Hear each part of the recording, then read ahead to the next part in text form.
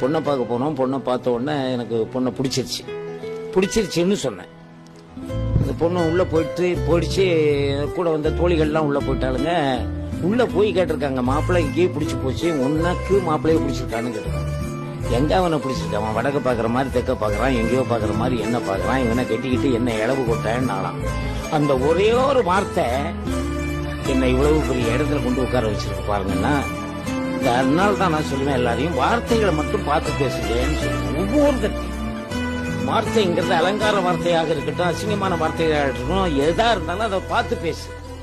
வார்த்தை ஒரு மனிதனை உயர்த்தும், ஒரு மனிதனை தாழ்த்தும்.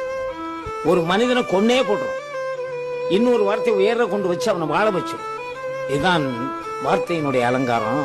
அதனால அந்த பொண்ணு சொன்ன ஒரு அசிங்கமான வார்த்தை என்ன, இவ்வளவு பெரிய சினிமா நடிகனாக 728 திரைப்படத்தில் நடித்த குமரி முத்துவாக